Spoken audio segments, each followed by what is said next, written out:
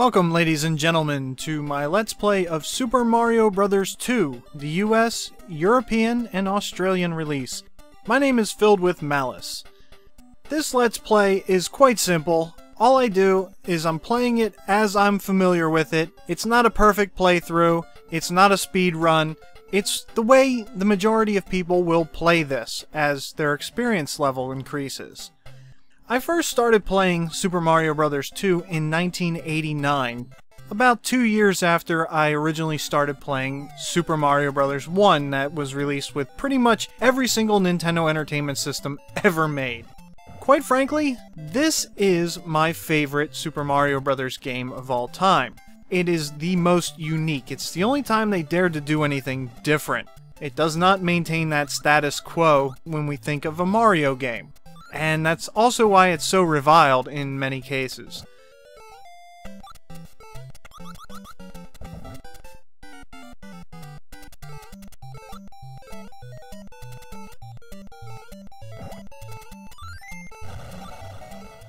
Everybody knows that this game is nothing more than Doki Doki Panic. So what? I mean, really, so what? It wasn't announced, you know, Doki Doki Panic was never released in the US market at any point in time. It was for the Famicom Disk System, which was a piece of crap and completely unreliable. There's a lot of changes that were made that were actually superior. Number one, this game has a run function. It sounds silly that the ability to run is something fantastic, but quite frankly it is.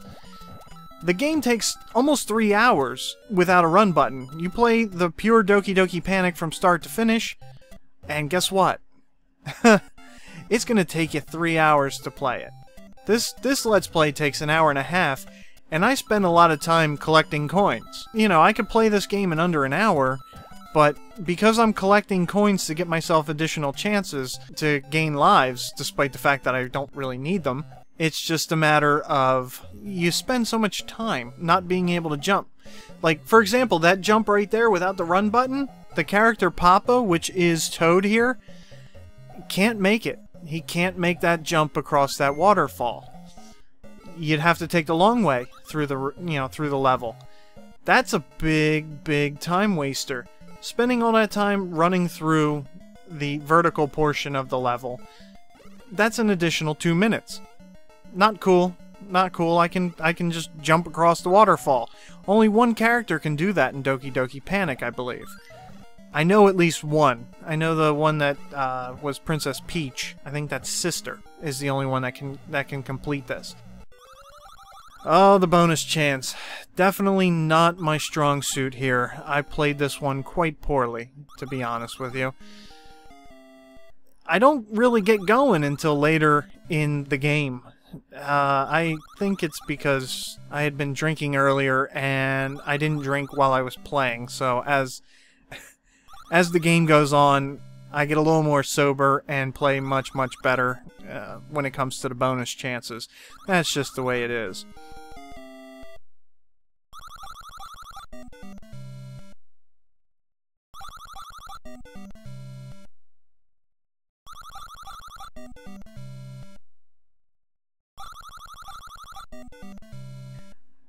Now, there is a manner of timing it. You'll see it later. Now, there's a comparison of characters. Obviously, everybody has their own little pluses and minuses, with the exception of Mario, who is absolutely useless in this game. He brings no advantage to the table. He does nothing better than anybody else. He is completely plain Jane. No benefit to using him. It's quite sad that he was not, for example, Toad. He would actually probably have been more popular as Toad. Although his jumping ability is not up to a Mario standard. But Toad, you'll find that I use him in the majority of the playthrough, and the reason for that is because, quite frankly, he's the best character. He is by far the best character in this game. Now, for a beginner, there's absolutely nothing wrong with using Princess Peach, and the majority of new players will benefit using her. She's very easy. She'll bail your ass out all the time. She has this wonderful floating ability. If you screw up, you can correct it. you have that opportunity. You have about a 1-second float time to where you can precision platform yourself where you need to be. I use her in the ice worlds. The ice worlds suck. They absolutely suck. I don't think there's a game in history that the ice world doesn't suck. Whether it be this one, whether it be Super Mario 3, ice worlds are the worst. They always have been, they always will be. And this game suffers from marginal handling to begin with. And then to make it even worse, you almost have to use Peach to play the game well. You have to have Princess Peach. Luigi is a very good vertical platformer. He is also ideal if you have to fall. So, up and down, he's superior because he falls at a slower rate of speed, he jumps at a much higher rate, and he floats for a very long time. For most purposes, he's useless. Now, I use him in level 1-3, and the reason for that is that he is vastly superior in this regard.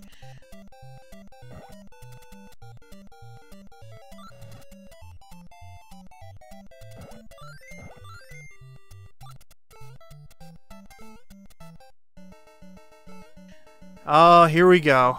Birdo. Gee, like we haven't seen this character a million times.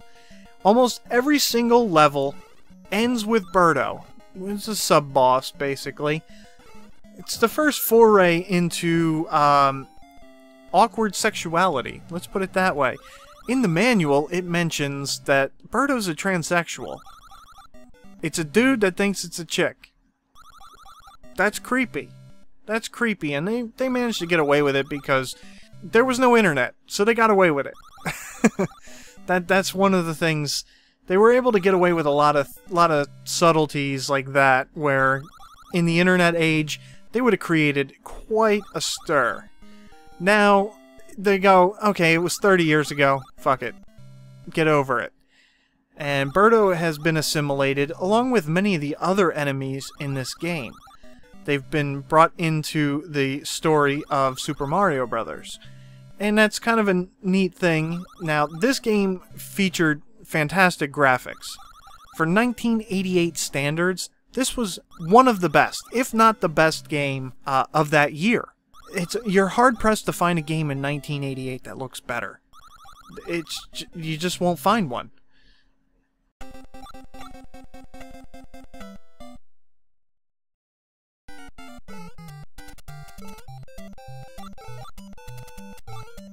And here I am. I'm using Luigi. As you can see, the vertical platforming. If you were to play this as Toad, a lot of power jumping, a lot of backtracking. Not nearly the fun that you find with Luigi. Because you can just skip whole sections. Like I could jump two of those at a time. And I'm going to jump all the way across here. And jump all the way across here. Again, very slow, very tedious when you're working with Toad, for example. Now, that was what people think is a glitch in the system. I've watched many Let's Plays, I've watched many reviews that talk about that ability to power jump while holding a potion or holding a vegetable as being broken. As you can clearly see, it was not broken, and I'm going to go back and do it again. The reason why they think it is because they can't get over the fact that you have to let go of the B button to jump. No, don't hold the B button and do that, and it works. It absolutely works. You won't throw the potion, you won't make any mistakes if you simply let go of the B button. So, when they say it's broken, it's not broken. They don't know what the hell they're doing. No big deal. We move on. Now here comes a very big vertical section. You do not need that mushroom block when you're Luigi. You can power jump right to the top without it. I don't know why I grabbed it. I just did because I've played this with pretty much every character. at some point or another, and everybody but Luigi needs to pick up that block. And it's just basically habit at this point. Now, when I grab the key, you'll notice that I hesitate and start moving left when I should be moving right, and almost results in me getting hit right there. That was an error that 9 times out of 10 I won't make. And here's another error. Boom, knockback. Look at, that's another downside of Luigi. He has tremendous knockback, and it's very disconcerting. You never know how high or how far you're going to bounce. With the other characters, you know. You just bounce back a little. Luigi can do all kinds of whizzy shit, like flying high in the air, vertical, or in the case of that last one, he kind of bounced sideways, but it was also higher than everybody else. So that's one reason why Luigi is very unpopular, besides that goofy fucking jump that he has. I didn't need to wait for that. I'm just looking to try to get a heart here. If I can get a heart, it gives me a little bit of added security, because for whatever reason, in this game, when I'm at the smallest size, when I shrink down, which is another feature not in Doki Doki Panic, when I have 1 hit point left, your character shrinks, and it's actually, it kind of is very disconcerting to me. It actually makes me nervous, like I'm going to die. And that's a feeling that you don't get when you play Super Mario 1, because you play, a lot of times you're playing as a small character, and you know that you have a 1-hit death. In this game, you have up to 4 hits. And when you're down to your last one, then you realize, oh my god, I've been hit 3 times. I've already fucked up 3 times. I can't let it happen one more time. Now, as you can see, I'm ending level 1, and I only have 11 lives. And that's quite disappointing. I should have closer to 20 at this point, but that's just the way it is. And I will see you in video number 2, and that will cover worlds 2.1 through 2.3. Thank you very much, and good night.